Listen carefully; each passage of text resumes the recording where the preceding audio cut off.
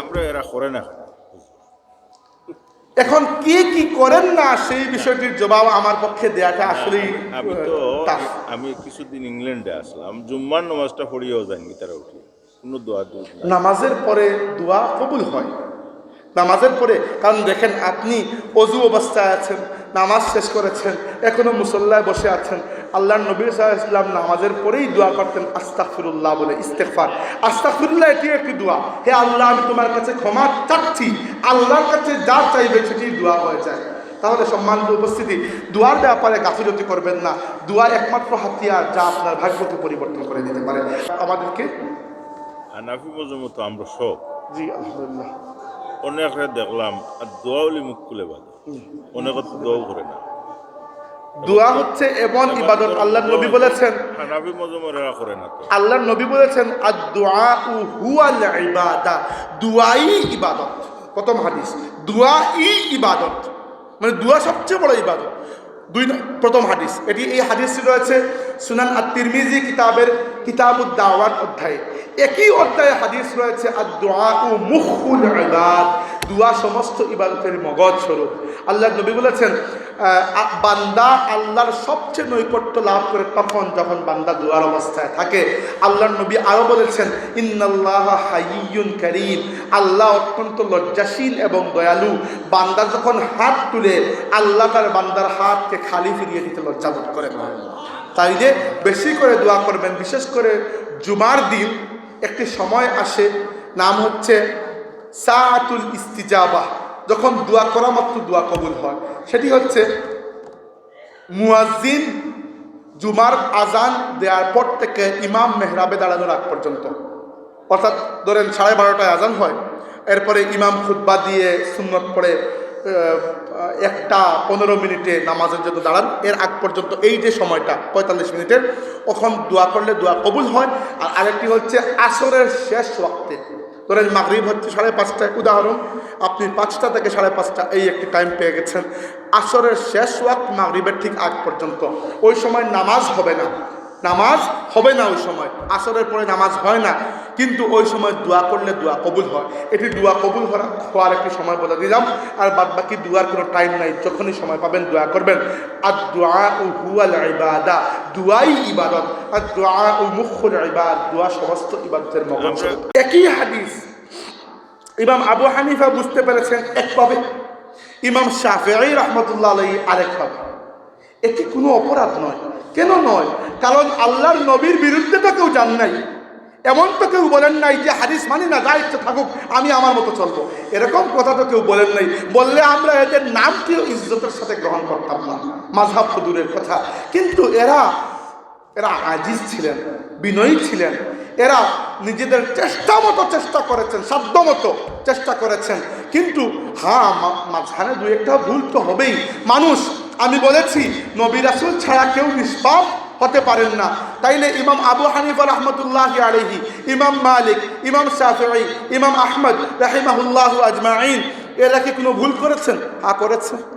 মানুষ হিসাবে ভুল তো 2-1টা হতেই পারে, কিন্তু হ্যাঁ, আপনার হাতে ছেড়ে দিলে যে ভুল হতো এর চেয়ে বহুগুণ কম ভুল হয়েছে। কেন? আল্লাহ তাদেরকে সেরকম ইলম অর্জন করার যোগ্যতাও দিয়েছিলেন, তাদের মধ্যে আল্লাহর তাকওয়াও এই পরিমাণ ছিল। বুঝতে পেরেছেন? আমরা অনেক সময় দিনকে বিক্রি করে দেই মানুষের সন্তুষ্টির জন্য, তারা সেরকম বিক্রি করেন নাই। প্রশ্ন আসতে পারে যে তারা যেহেতু ভুল করতে পারেন, তাহলে আমি কেন তাদেরকে অনুসরণ করব?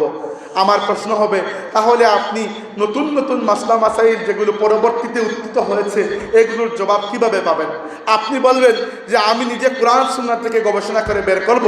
আমি আপনাকে একটি ছোট্ট কথা বলবো, মাসুমানা একটি প্রশ্ন, যে আপনি কি মনে করেন আপনার ভুল হবে না?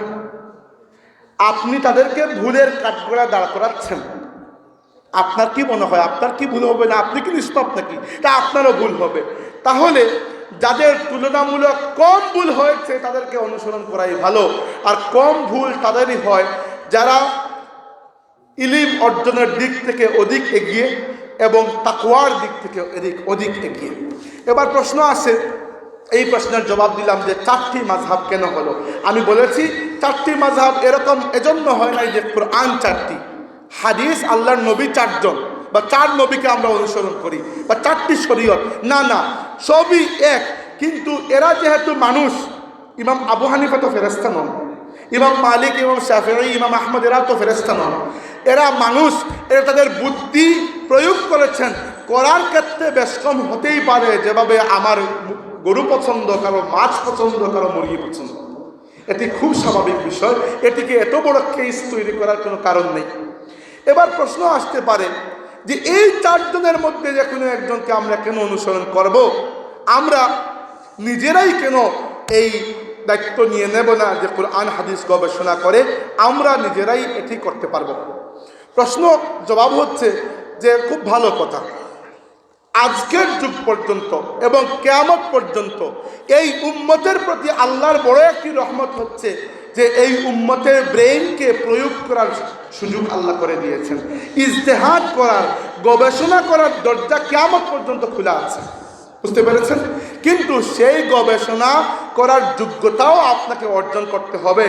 যদি আপনি মুজতাহিদ হয়ে থাকেন, আপনার কোরআন হাদিস গবেষণা করে একটি মাসলা ইস্তিমবাত করার যোগ্যতা থাকে, তাহলে অবশ্যই আপনি করবেন, কিয়ামত পর্যন্ত করতে পারবেন।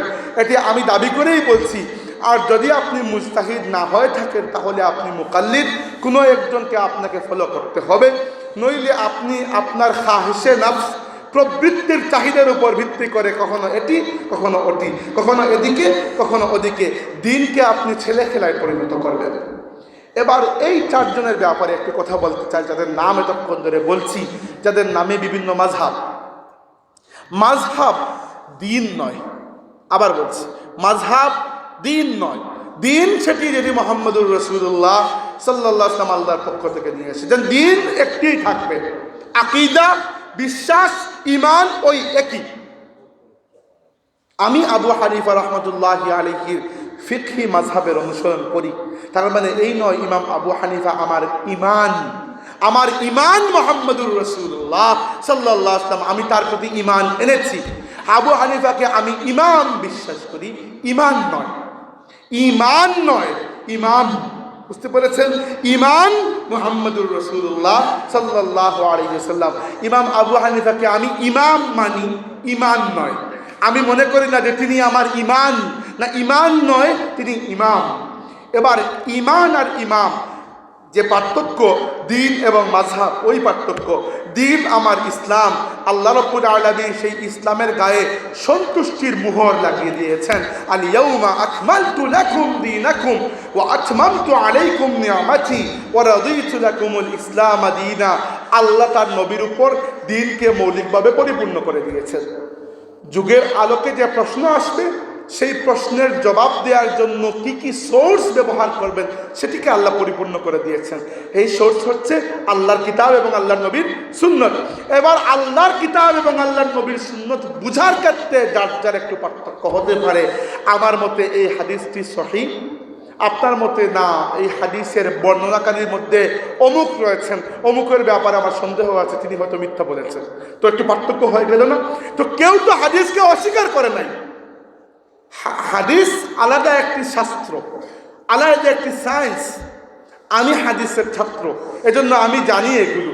জানি বলতে আমি মহাপণ্ডিত দাবি করছি না, আমি একজন ছাত্র, এজন্য এই বিষয়গুলো বুঝি যে হাদিস শাস্ত্রটি কীভাবে এসেছে। বেশিরভাগ মাসলা মাসাইল বের হয়েছে হাদিস থেকে।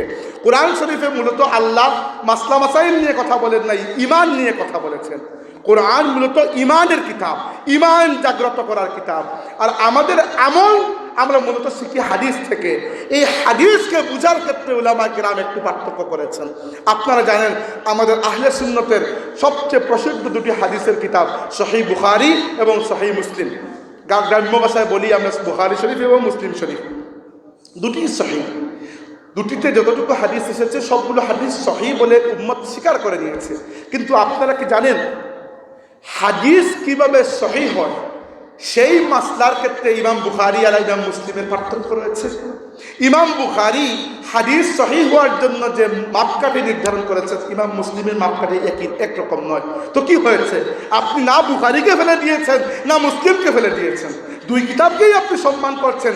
এভাবে 4 জন ইমাম, এরা হাদিস আগের বুখারী এবং মুসলিম, এরা হাদিস জমা করার ক্ষেত্রে পার্থক্য হয়েছে। আর ইমাম আবু হানিফা এবং ইমাম শাফিঈ এরা হাদিস থেকে মাসলা মাসাইল গবেষণা করতে পার্থক্য হয়েছে। তো কি এমন মহাভারত শুদ্ধ হয়ে গেছে আমরা এটিকে নিয়ে এত বড় হাঙ্গামা সৃষ্টি করি?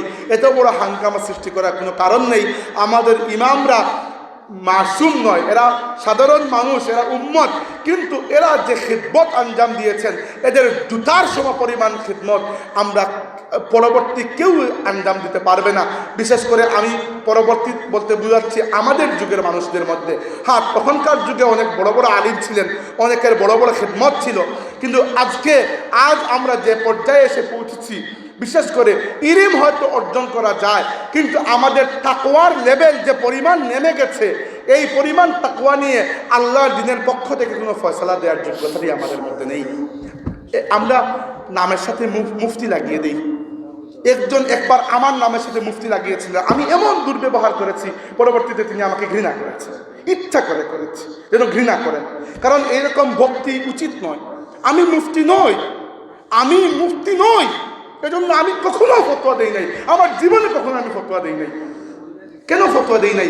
কারণ আপনি যখন ফতোয়া দিচ্ছেন তখন আপনি আল্লাহর পক্ষ থেকে স্বাক্ষর করছেন, বুঝতে পেরেছেন? আপনি যখন কোনো একটি বিষয়কে জায়েজ কিংবা নাজায়েজ বলছেন, আপনি আল্লাহর রিপ্রেজেন্টেটিভ হিসাবে কথা বলছেন। এখানে অনেক বড় কিছু যদি বিনা ইলমে ফতোয়া দেন, আল্লাহ নবীর হাদিস রয়েছে, যে ব্যক্তি ভুল ফতোয়া দিল আর যে অনুসরণ করলো, ওই অনুসরণকারী অথবা যারা অনুসরণ করবে সবার ভুলের ওই ভাগীদার ওই ব্যক্তি হবে, যদি না জানে ফতোয়া দেয়। হ্যাঁ, যদি সিনসিয়ারলি জেনে ঠিকমতো পড়ালেখা করে ফতোয়া দেয় তবুও ভুল হয়ে যায়, এজন্য আল্লাহ কোনো গুনাহ তো দেবেন না, বরং এজন্য তার সওয়াব হবে যে সে চেষ্টা করেছে।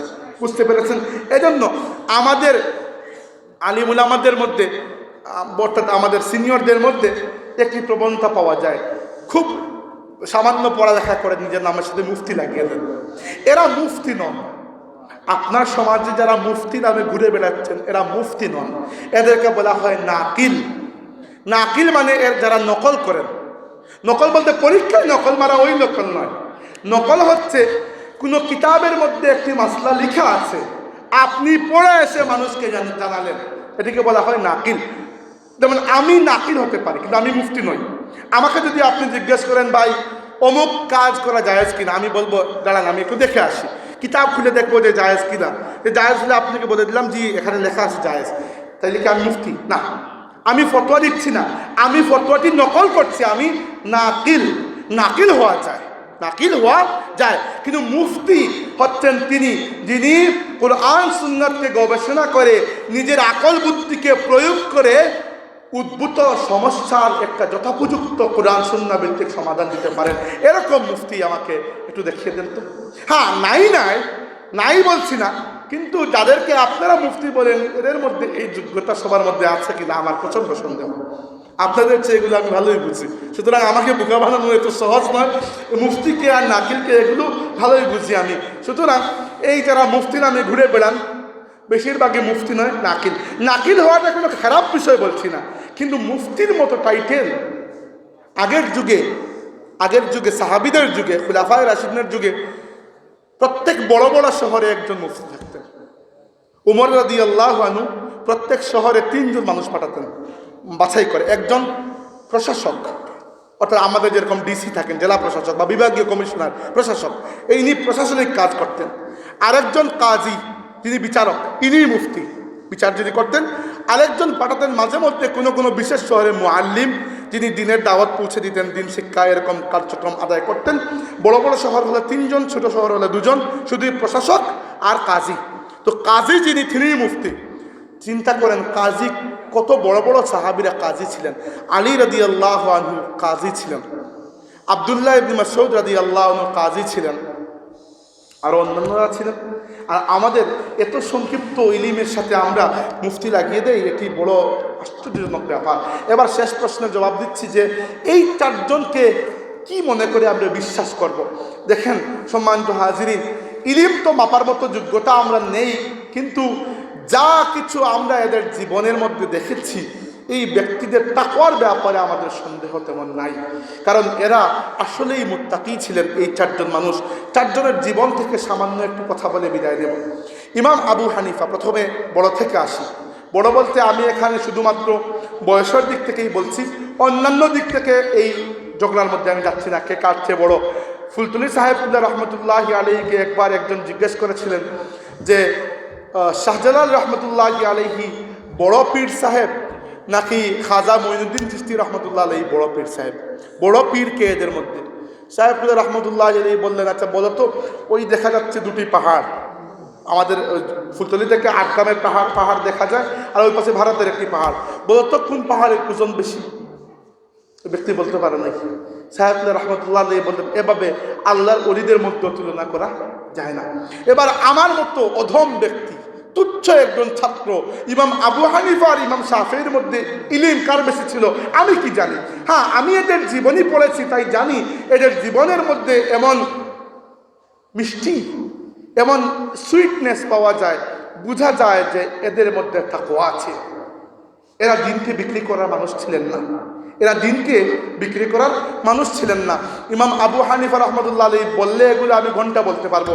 ইমাম আবু হানিফা রহমতুল্লাহ আলাইহি সেই ব্যক্তি ছিলেন যিনি প্রথমত তিনি ইলম হাসিল করেছেন একটু বয়স হওয়ার পর থেকে। প্রথম থেকে তিনি ব্যবসায়ী ছিলেন, পরবর্তীতে ইলম হাসিল করেছেন। এবং ইমাম আবু হানিফা রহমতুল্লাহ আলাইহি তৎকালীন যুগের প্রায় সমস্ত প্রসিদ্ধ উলামায়ে কেরাম, বিশেষ করে তাবেঈন যারা, এদের ছাত্র ছিলেন।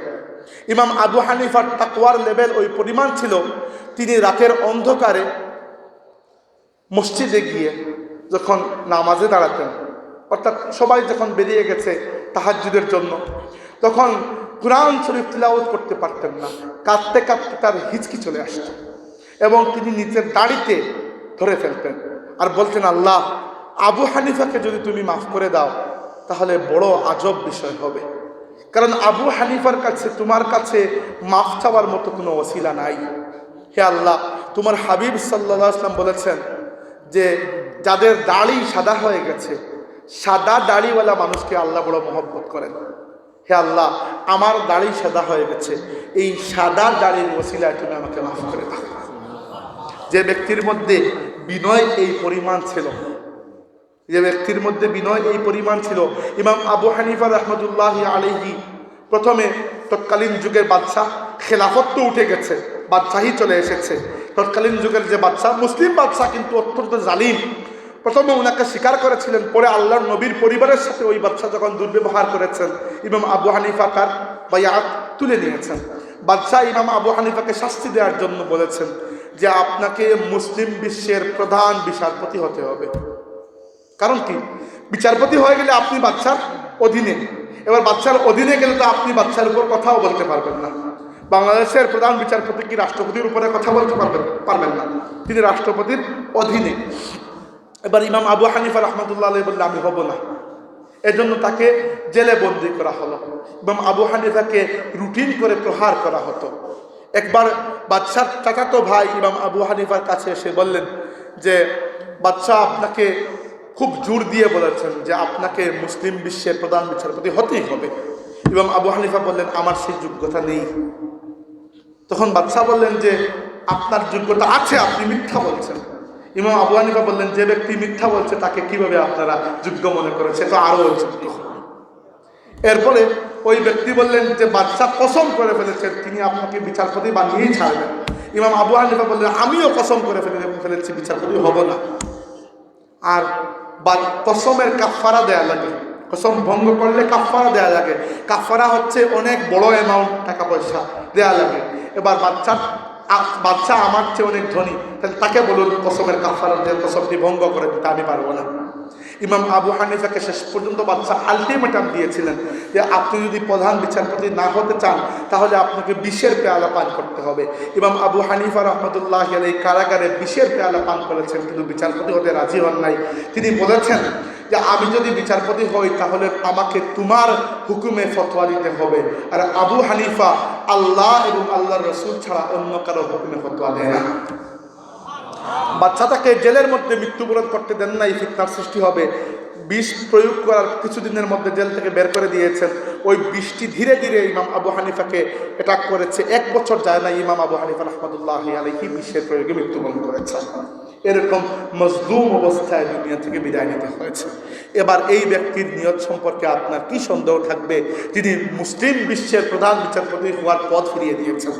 ইমাম মালিক 2 নম্বর বলতে বয়সের দিক থেকে ইমাম আবু হানিফার জন্ম, আমাকে 5টা মিনিট আরো টাইম দেন। ইমাম আবু হানিফা রহমতুল্লাহি আলাইহির জন্ম হচ্ছে 80 হিজরিতে, ইন্তেকাল 150 হিজরিতে। 2 নম্বর ইমাম মালিক জন্ম 93 হিজরিতে আর ইন্তেকাল 179 হিজরিতে।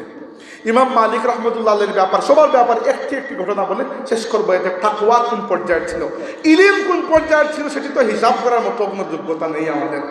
এবার ইমাম মালিক রহমতুল্লাহ আলাইহির সময় ওই একই বাদশাহ আবু জাফর মনসুর ওই ব্যক্তি ইমাম মালিক রহমতুল্লাহ আলাইহি ফতোয়া দিয়েছেন যে জোরপূর্বক তালাক দিলে তালাক হয় না। তৎকালীন যুগের বাচ্চাদের সাথে যে সকল আমির উমরা থাকতো, এরা বড় দুর্নীতিবাজ, মানুষের স্ত্রীকে সুন্দর লাগলে, পছন্দ লাগলে জোরপূর্বক কেড়ে নিয়ে নিত। এরকম জালিম ছিল। জবরদস্তি বন্দুকের তরবারির মাথায় রেখে তালাক দিয়ে, স্বামীকে দিয়ে জবরদস্তি তালাক দিয়ে ওই মহিলাকে নিয়ে নিত। ইমাম মালিক রহমতুল্লাহ আলাইহি বললেন লাইসা বিমুস্তাকরাহিন তালাক, জোরপূর্বক তালাক দেওয়া হলে তালাক হয় না। বাদশাহ বললেন এই ফতোয়া পরিবর্তন করতে হবে। ইমাম মালিক করলেন না। বাদশাহ তার একজন মন্ত্রীকে পাঠালেন, উনি ইমাম মালিকের জন্য শাস্তির ব্যবস্থা করলেন। ইমাম মালিক সেই ব্যক্তি যিনি মদিনার ইমাম ছিলেন, আল্লাহর নবীর শহরে তার বাড়ি, এবং তাকে ইমাম মালিককে শুধুমাত্র এই ফতোয়া দেওয়ার জন্য চুল, দাড়ি এবং চোখের ভ্রু কামিয়ে গাধার পিঠে তুলে মদিনা চক্কর দেওয়ানো হয়েছে যেন ইমাম মালিকের বেইজ্জতি হয়। কিন্তু আল্লাহ তাকে ইজ্জত দিতে চান, তার আবার বেইজ্জতি কিসের? বাদশাহ চিন্তা করেছেন এরকম করলে ইমাম মালিকের মনে হয় বেইজ্জতি হবে। ইমাম মালিককে ঘোড়ার উপর তোলা হয়েছে, দাড়ি শেভড, চুল শেভড, চোখের ভ্রু পর্যন্ত শেভড। কিন্তু মানুষ রাস্তার 2 পাশে দাঁড়িয়ে ইমাম মালিক রহমতুল্লাহ আলাইহির দিকে অত্যন্ত ব্যথাতুর চোখে তাকাচ্ছে। তাদের মনের মধ্যে ইমাম মালিকের জন্য মহব্বত এবং শ্রদ্ধা আরো বৃদ্ধি পেয়েছে। এবার ইমাম মালিক এরকম শাস্তি পাওয়ার পর কি জবান বন্ধ করেছেন? না, মুজাহিদ মানুষ ছিলেন, জবান বন্ধ করেন নাই। গাধার উপর উঠে তিনি চিৎকার দিচ্ছেন, মান আরাফানি ফাকাদ আরাফানি, যে আমাকে চিনতে পারছো সে তো চিনতেই পারছো, ওমান লাম ইয়ারিফনি, আর যে আমার এই চেহারা দেখে আমাকে চিনতে পারছো না, ফাইন্নি মালিক ইবনে আনাস ইবনে আবু আমির আল আসবাহি, আমার নাম হচ্ছে অমুক, বাবার নাম অমুক, দাদার নাম অমুক। তিনি নিজের পরিচয় দিলেন। ও আনা আকুলু, আর আমি বলছি লাইসা বিমুস্তাকরাহিন তালাক, জোরপূর্বক তালাক দিলে তালাক হয় না। যার জন্য শাস্তি দেওয়া হচ্ছে তিনি শাস্তি পেতে পেতে সেই ফতোয়া আবার দিচ্ছেন। বাদশাহ বাধ্য হয়ে হাত ফিরিয়ে দিলেন। এরপরে ইমাম শাফিঈ রাহমাতুল্লাহি আলাইহি এরকম জুলুমের শিকার হন নাই, ঠিক আছে, কিন্তু ইমাম শাফিঈ রাহমাতুল্লাহি আলাইহি সেই ব্যক্তি যিনি হানাফি মাযহাবেও অধ্যয়ন করেছেন, মালিকি মাযহাবও অধ্যয়ন করেছেন, এরপরে তিনি শাফিঈ মাযহাব তৈরি করেছেন। এই জন্য শাফিঈ মাযহাবের সিস্টেমটা খুবই সহজ, খুব সিস্টেমেটিক একটি মাযহাব। আর ইমাম আহমদ ইবনে হাম্বল রাহমাতুল্লাহি আলাইহি এর মধ্যে শেষ ইমাম। ইমাম আবু হানিফার জন্ম বলেছিলাম 80 হিজরিতে, ইন্তেকাল 150 হিজরি বলতে আরবি বছর। ইমাম মালিকের জন্ম 93 হিজরিতে, ইন্তেকাল 179 হিজরিতে। ইমাম শাফিঈ রাহমাতুল্লাহি আলাইহির জন্ম 150 হিজরিতে, ইন্তেকাল 204 হিজরিতে। আর ইমাম আহমদ ইবনে হাম্বল রাহমাতুল্লাহি আলাইহির জন্ম 94 হিজরিতে মনে হয়, 193 কিংবা 94 হিজরিতে, ইন্তেকাল 241 হিজরিতে। তো ইমাম আহমদ ইবনে হাম্বল রাহমাতুল্লাহি আলাইহি যখন দুনিয়াতে আছেন তখন দুনিয়াতে একটি চরম ফিতনা চলছে। আহলে সুন্নাত ওয়াল জামাতের বিরুদ্ধে যুক্তিবাদী একটি সম্প্রদায় দাঁড় হয়েছে। এরা কুরআন শরীফকে আল্লাহর কিতাব মানতে নারাজ, আল্লাহর কালাম মানতে নারাজ। তারা কুরআন শরীফকে আল্লাহর অন্যান্য সৃষ্টির মতো একটি সৃষ্টি মনে করছে। ইমাম আহমদ রাহমাতুল্লাহি আলাইহি একা রুখে দাঁড়িয়েছেন। যদিও বাদশাহ ওই ফিতনাবাজদের সাথে মিলে ওই ফিতনাকে আকীদার পর্যায়ে নিয়ে এসেছেন, আর কারো সাহস হয় না এই বাদশার বিরুদ্ধে দাঁড় হবার। একমাত্র ইমাম আহমদ রাহমাতুল্লাহি আলাইহি দাঁড় হয়েছেন এবং 2 মেয়াদে প্রায় 9 বছর তিনি জেলের মধ্যে থেকেছেন। প্রত্যেক দিন তাকে অন্তত 80টি চাবুকের আঘাত করা হতো। শুধুমাত্র এই কথা থেকে ফিরে আসার জন্য যে কোরআন আল্লাহর কালাম, তবুও ইমাম আহমদ রহমতুল্লাহ আলহী আল্লাহর কিতাবের ইজ্জতে তার কথাকে ফিরিয়ে আনেন নাই। শেষ পর্যন্ত ওই বাচ্চা মারা গেছে, তার পুত্র শেষও মারা গেছে, ওর পুত্র শেষও মারা গেছে, ওর পুত্র এসেছে। ওই ব্যক্তি ইমাম আহমদ রহমতুল্লাহ আলহীর দাওয়াতে আবার আহলে সুন্নতে ফিরে এসেছে, আবার পরিস্থিতি পরিবর্তন হয়েছে।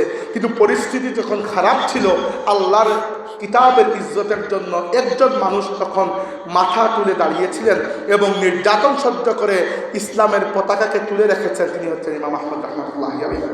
এবার আমাদের ইমামদের মধ্যে 4 জনের মধ্যে 3 জন, শুধুমাত্র ইমাম শাফিঈ ছাড়া বাকি 3 জনই জুলুম নির্যাতনের শিকার হয়েছেন। যে ব্যক্তি আল্লাহর দ্বীনের জন্য জুলুমের শিকার হয়েছে তবুও ইসলামকে শক্ত হাতে ধরে রেখেছে, সেই ব্যক্তির নিয়ত সম্পর্কে কি আপনার সন্দেহ হতে পারে? আবু জাহেলের কুফরির উপর কি আপনার সন্দেহ হয়? আবু জাহেল কুফরির জন্য নিজের মাথা কাটিয়েছে। আবু জাহেল কুফরির জন্য এসে বদরের যুদ্ধে মৃত্যুবরণ করেছে। আমি কখনো আবু জাহেলকে মুনাফিক বলবো না। সে আবু জাহেল সত্যি একজন খাঁটি কাফির, মুনাফিক নয়। তার মধ্যে 2 মুখপনা নেই, সে কাফির, কট্টর কাফির। আমি বলছি কি জন্য, একটি নেগেটিভ উদাহরণ দিচ্ছি। অর্থাৎ আবু জাহেল বিশ্বাস করত যে ওই সকল দেবদেবী সত্য, তার বিশ্বাসের মধ্যে কোনো তার বিশ্বাসকে আপনি কুফরি বলছেন, কিন্তু সে মুনাফিক ছিল না। সে সকালে একটি বিকালে একটি বলে নাই, সে ঠিকমতো কাফির ছিল।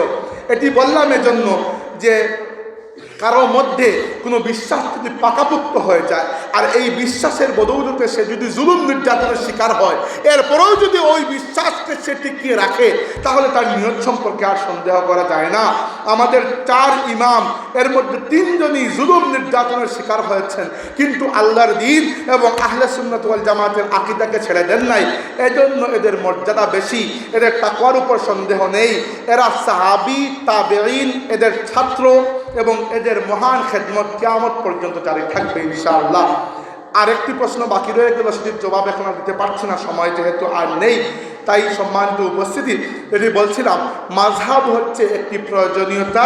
যেহেতু খুদ রাসূলুল্লাহ সাল্লাল্লাহু আলাইহি ওয়াসাল্লামকে আমরা ইচ্ছা মতো জিজ্ঞেস করতে পারছি না, যেহেতু তিনি হায়াতে দুনিয়াবিতে আমাদের সামনে উপস্থিত নেই, আর আল্লাহ রাব্বুল আলামিন এই 4 জন মানুষের মাধ্যমে ইসলামী শরীয়তকে লিপিবদ্ধ করার, সংকলন করার এই মহান খেদমতকে আঞ্জাম দিয়েছেন, আর আমরা এদের ইলমকে সামনের দিকে এগিয়ে নিয়ে যাচ্ছি। এর মধ্যে যে কোনো একটি মাযহাব এজন্য ফলো করবেন, 4টি যদি করে ফেলেন তাহলে হয়ে যাবে কি, আপনি আপনার সুবিধার মতো ডান বাম উপর নিচ করতে থাকবেন। এজন্য উলামায়ে কেরাম ঐক্যমত পোষণ করেছেন যে কোনো একটির সাথে স্ট্রিক্ট থাকা আপনার ঈমান এবং আমলকে হেফাজত করবে ইনশাআল্লাহ। আল্লাহ রাব্বুল আলামিন আমাদেরকে হানাফি মজমত আমরা সব, জি আলহামদুলিল্লাহ, অনেকে দেখলাম আর দোয়াউলি মুখ খুলে বাঁধে, অনেকে তো দোয়াও করে না। দোয়া হচ্ছে এমন ইবাদত, আল্লাহর নবী বলেছেন, হানাফি মজমত এরা করে না তো। আল্লাহর নবী বলেছেন আদ-দুআউ হুয়াল ইবাদা, দুআই ইবাদত। প্রথম হাদিস, দুআই ইবাদত, মানে দোয়া সবচেয়ে বড় ইবাদত। প্রথম হাদিস এটি, এই হাদিসটি রয়েছে সুনান আত-তিরমিজি কিতাবুদ দাওয়াত অধ্যায়ে। একই অধ্যায়ে হাদিস রয়েছে আদ-দুআউ মুখুল ইবাদ, দোয়া সমস্ত ইবাদতের মগজ স্বরূপ। আল্লাহর নবী বলেছেন বান্দা আল্লাহর সবচেয়ে নৈকট্য লাভ করে তখন যখন বান্দা দুয়ার অবস্থায় থাকে। আল্লাহর নবী আরো বলেছেন ইন্নাল্লাহা হাইয়্যুন কারীম, আল্লাহ অত্যন্ত লজ্জাশীল এবং দয়ালু। বান্দা যখন হাত তুলে আল্লাহ তার বান্দার হাতকে খালি ফিরিয়ে দিতে লজ্জাবোধ করেন। তাই যে বেশি করে দোয়া করবেন। বিশেষ করে জুমার দিন একটি সময় আসে, নাম হচ্ছে সাআতুল ইস্তিজাবাহ, যখন দোয়া করা মাত্র দোয়া কবুল হয়। সেটি হচ্ছে মুয়াজ্জিন জুমার আজান দেওয়ার পর থেকে ইমাম মেহরাবে দাঁড়ানোর আগ পর্যন্ত, অর্থাৎ ধরেন 12:30টায় আজান হয়, এরপরে ইমাম খুতবা দিয়ে সুন্নত পড়ে 1:15 মিনিটে নামাজের জন্য দাঁড়ান, এর আগ পর্যন্ত এই যে সময়টা 45 মিনিটের, ওখান দোয়া করলে দোয়া কবুল হয়। আর আরেকটি হচ্ছে আসরের শেষ ওয়াক্তে, ধরেন মাগরিব হচ্ছে 5:30টায়, উদাহরণ আপনি 5টা থেকে 5:30 এই একটি টাইম পেয়ে গেছেন। আসরের শেষ ওয়াক্ত মাগরিবের ঠিক আগ পর্যন্ত, ওই সময় নামাজ হবে না, নামাজ হবে না ওই সময়, আসরের পরে নামাজ হয় না, কিন্তু ওই সময় দোয়া করলে দোয়া কবুল হয়। এটি দোয়া কবুল হওয়ার একটি সময় বলে দিলাম। আর বাদ বাকি দোয়ার কোনো টাইম নাই, যখনই সময় পাবেন দোয়া করবেন। আর দোয়া হুয়াল ইবাদা, দোয়াই ইবাদত। আর দোয়া মুখুল ইবাদ, দোয়া সমস্ত ইবাদতের মগজ। আমরা এরা করে না। এখন কে কি করেন না সেই বিষয়টির জবাব আমার পক্ষে দেওয়াটা আসলেই টাফ। আমি কিছুদিন ইংল্যান্ডে আসলাম, জুম্মার নামাজটা পড়িয়েও যায়নি তারা উঠি, কোনো দোয়া দূর নামাজের পরে দোয়া কবুল হয় নামাজের পরে। কারণ দেখেন, আপনি অজু অবস্থায় আছেন, নামাজ শেষ করেছেন, এখনো মুসল্লায় বসে আছেন। আল্লাহর নবী সাল্লাল্লাহু আলাইহি ওয়াসাল্লাম নামাজের পরেই দোয়া করতেন আস্তাগফিরুল্লাহ বলে, ইস্তেগফার। আস্তাগফিরুল্লাহ এটি একটি দোয়া। হে আল্লাহ, আমি তোমার কাছে ক্ষমা চাচ্ছি। আল্লাহর কাছে যা চাইবে সেটি দোয়া হয়ে যায়। তাহলে সম্মানিত উপস্থিতি, দোয়ার ব্যাপারে গাফিলতি করবেন না। দোয়া একমাত্র হাতিয়ার যা আপনার ভাগ্যকে পরিবর্তন করে দিতে পারে। আল্লাহ রাব্বুল আলামিন আমাদেরকে সবাইকে বুঝার এবং আমল করার তৌফিক দিন। সুবহানাকাল্লাহুম্মা ওয়া বিহামদিকা আশহাদু আল্লা ইলাহা ইল্লা আনতা আস্তাগফিরুকা ওয়া আতুবু ইলাইক। একজনের প্রথম, এখন বাচ্চার প্রথম রুজির পয়সা ও দিছেন তাই নাকি মাদ্রাসা? আলহামদুলিল্লাহ। আর এনামুদ্দিন ও বাজারের ব্যবসায়ী তান বইন লন্ডন, তান সুস্থতার লাগে তাই 500 টাকা। আলহামদুলিল্লাহ। আর আমরা এই মাদ্রাসার প্যান্ডেল যে দেন তাই আজীবন প্যান্ডেল দিবা। তান দুইজন ফুফু মারা গেছেন, একজন উফা মারা গেছেন। খাস করি দোয়া চাইছো নাকি আপনার কাছে? দোয়া اللهم صل على سيدنا مولانا محمد وعلى اله وصحبه وبارك وسلم. الحمد لله رب العالمين، الحمد لله رب العالمين، الحمد لله رب العالمين. আল্লাহ, তুমি যে নিয়ামতগুলো আমরা দিছো এগুলোর শুকরিয়া আদায় করার তৌফিক দান করো। আল্লাহ, আমরা নাশুকরির কারণে কোনো নিয়ামত স্নেহ নিও না মওলা। আমরা মাফ করে দাও, আমরা মা বাবারে তুমি মাফ করে দাও রব্বুল আলামিন। আমরা এই মাহফিলটা তুমি কবুল করো। আমরা এই মাহফিল যারা সাহায্য সহযোগিতা করছো এরা দুনিয়া আখিরাতের কল্যাণ নসিব করো। বেমারি আপনারা শিফা দান করো। বেরোজগারি আপনার লাগে হালাল রুজির দরজা খুলে দাও মওলা। যারা যে মুশকিলের মাঝে আসেন তুমি মুশকিলটা সরাইয়া নাও আল্লাহ। আমরা তোমার রহমতের কাছে ভিক্ষা চাই। তোমার হাবিবে হইছেন বান্দার হাতকে খালি ফিরিয়ে দিতে তোমার লজ্জা লাগে আল্লাহ। এই মাহফিলটাকে আমরা কোনো সাইলের হাতকে তুমি খালি ফিরিয়ে দিও না। যার দিলের ভিতরে যে আশা আছে তুমি পূরণ করে দাও। যে মুশকিলের মাঝে আসেন তুমি মুশকিলটা আসান করে দাও রব্বুল আলামিন। আল্লাহ, যারা বেমারি আছে শিফা দান করো। দুনিয়ার বিভিন্ন জায়গায় আপনার ভাই বিরাদর অনেকেই বেমারের লাগে দোয়া চান, তুমি শিফা দান করো রব্বুল আলামিন, তুমি শিফা দান করো আল্লাহ। বহুত মানুষের মুসিবতের মাঝে ফরিয়া দোয়া চান, আমরাও দোয়া করিয়ার এরার মুসিবতকে তুমি আসান করে দাও রব্বুল আলামিন। এই মাদ্রাসারে তুমি কবুল করো, এই মাহফিলকে তুমি কবুল করো আল্লাহ। আল্লাহ, দুনিয়াতে কি বিভিন্ন ধরনের ফিতনা ফাসাদকে দূর করিয়া রহমতের বরকত নাজিল করো।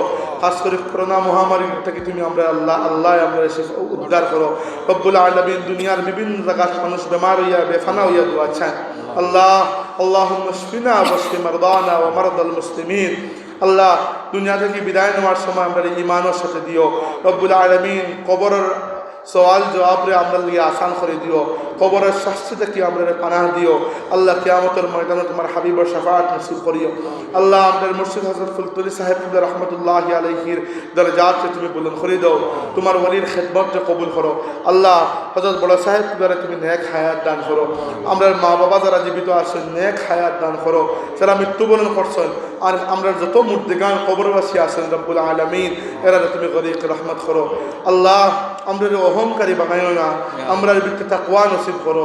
তোমার হাবিবের মহব্বত এবং অনুসরণ আমরা করবার তৌফিক দান করো। আমরা কোরআন সুন্নাহর পথে রাখিও রব্বুল আলামিন। ফিতনা এবং আহলে ফিতনা থেকে বাঁচাইয়া রাখো। আল্লাহুম্মা সাল্লি আলা সাইয়্যিদিনা মুহাম্মাদিন নবিয়্যিল মুখতার ওয়া آله الأصحار وأصحابه الأخيار فاغفر عنا الذنوب والأوزار برحمتك يا أرحم الراحمين آمين.